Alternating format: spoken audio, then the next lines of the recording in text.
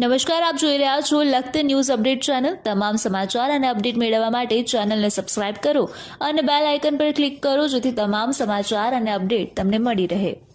માધવપુર પોલીસની સામે ગોંડલના રહેવાસીને માર મરાયો હોવાના આક્ષેપ સાથે ગોંડલના રહેવાસીને સારવાર અર્થે હોસ્પિટલમાં ખસેડવામાં આવ્યો। પોલીસ દ્વારા આરોપીઓને મારવાના અનેકવાર આક્ષેપો થતા હોય છે, ત્યારે એક વધુ આક્ષેપ વ્યક્તિને મારવાનો પોલીસ સામે આક્ષેપ કરવામાં આવ્યા છે।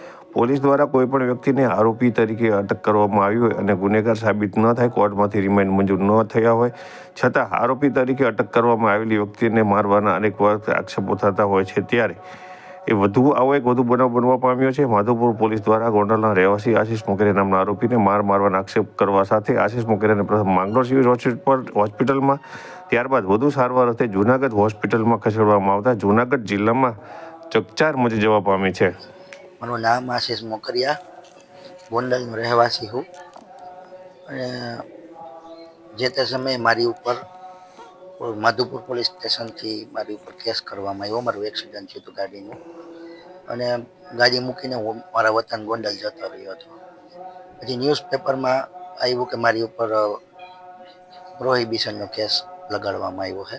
હું કોર્ટમાં હાજર થઈ ગયો હતો। કોર્ટમાં હાજર થઈ ગયા પછી જજ સાહેબે મને માધવપુર પોલીસને સોંપી દીધો।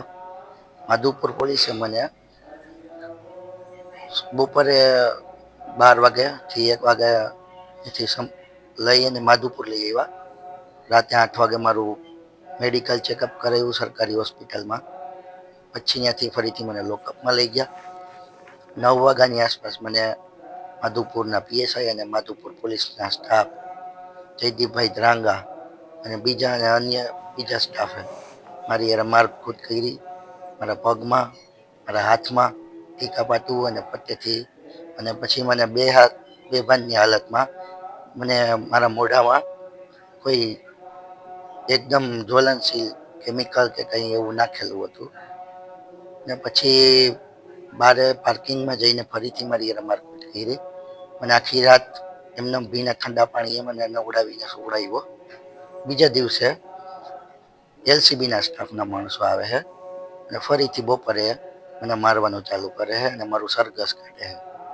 મારું સરઘસ કાઢવાનું સામાન્ય એવો કોર્ટમાં હાજર થઈ ગયા હોવા છતાં મારું સરઘસ કાઢવામાં આવે અને મારું અપમાન કરવામાં આવે।